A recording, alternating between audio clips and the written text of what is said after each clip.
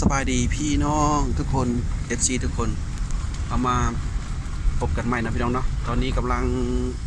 ขึ้นภูกระลักเด้อพี่น้องเด้อจากตีนภูกระลักเป็นทางคดเดียวพี่น้องเลยสั้นคดเดียวเป็นภูที่ใหญ่เนาะพี่น้องเนาะสูงสั้นระวังหลวงพระบางวังเวียงเนาะ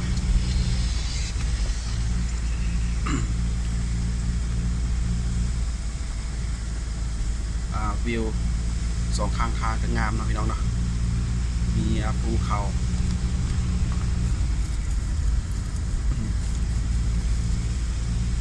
ไปค่อยๆขึ้นเพราะเป็นทางสันจะบี้บ่ได้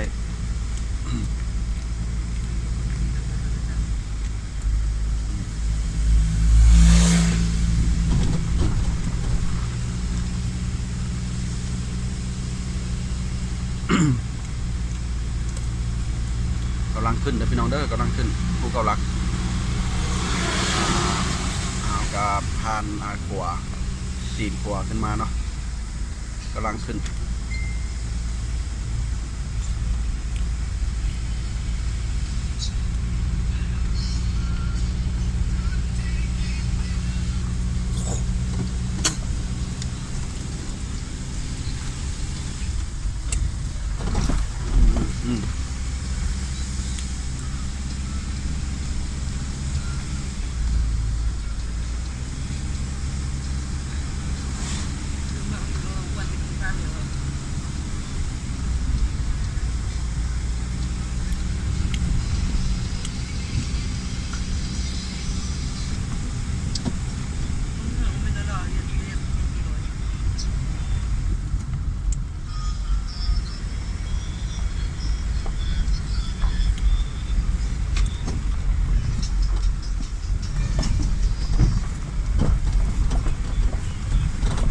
พี่น้องเลยกลุ่มพี่น้องเลยลึกกลุ่มใหญ่เลยพี่น้องเลยพี่นะระยะนะพี่น้องเนาะเบิ่งเส้นทางเนี่ย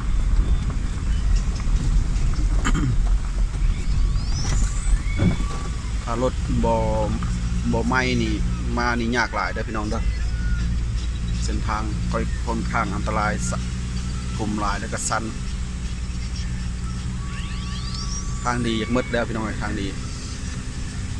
มืดแล้ว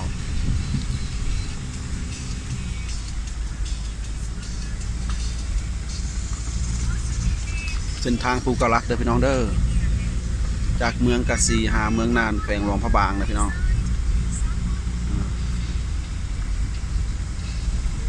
ก็ลงมารถดูเลอร์ลงมากินทางหลายเอาต้องระวังรถน้อยเอาต้องระวัง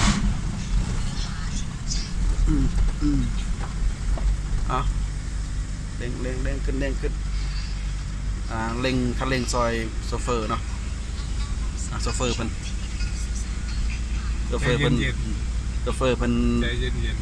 พาสำรวจเนาะพี่น้องเส้นทางกาสีเมืองน่านภูเกาลักถ้ารถบ่อลอยนี่มาบ่ได้เด้อพี่น้องเด้อกลุ่มพิลึกดิพี่น้องเลยกลุ่มนะพี่น้องเลยลึกเลย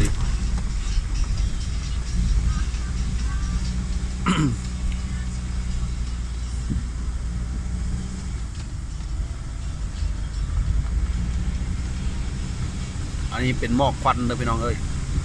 บ่แม่นหมอกน้ำหมอกเด้อหมอกควันจากกี่ฝุ่น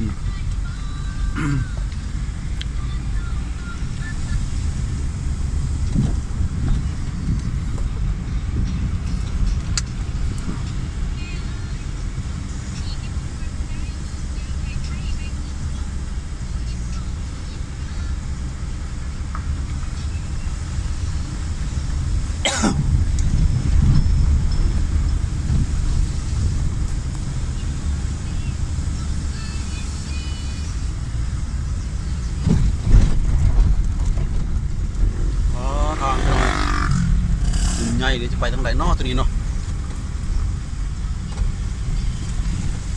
างไม่ต้องเหมาะกับวีบากเหมาะกับวีบากแบบนี้แหละคักวีบากไปทางโค้งนุ่นเลยเข้ามาแล้ว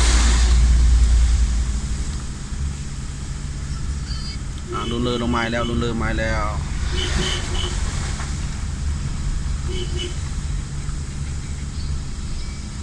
คิวเบรกเนาะขาลง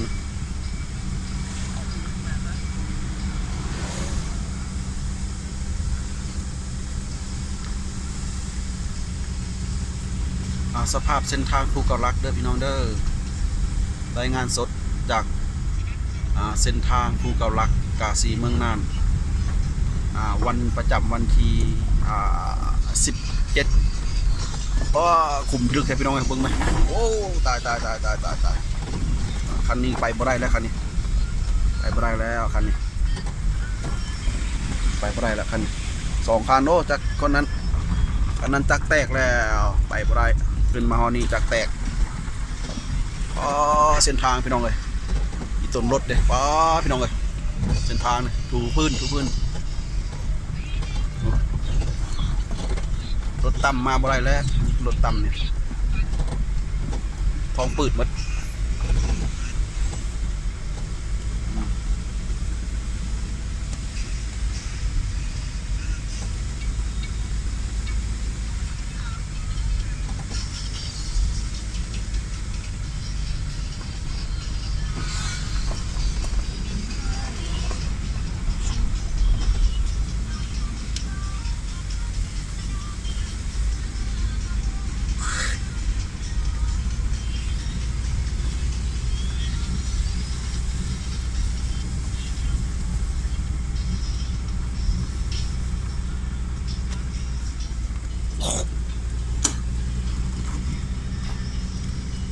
กำลังขึ้นเด้อพี่น้องเด้อกำลังขึ้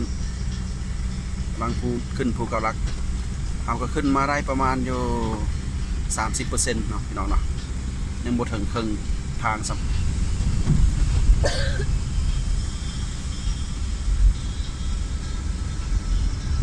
ขุมใหญ่ได้ขุมใหญ่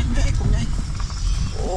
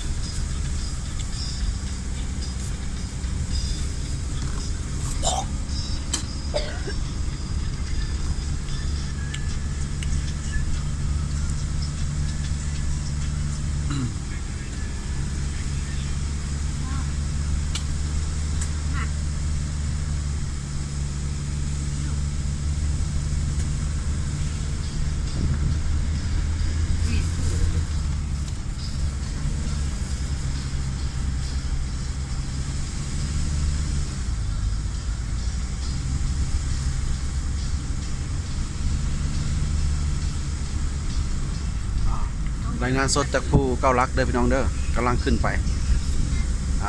ยังบ่ครึ่งซ้ำพี่น้องเลยยังบ่ครึ่งซ้ำประมาณอยู่30%ขึ้นมายังบ่ครึ่งขอบใจเด้อพี่น้องเด้อเดี๋ยวกลับมาใหม่พักกล้องก่อน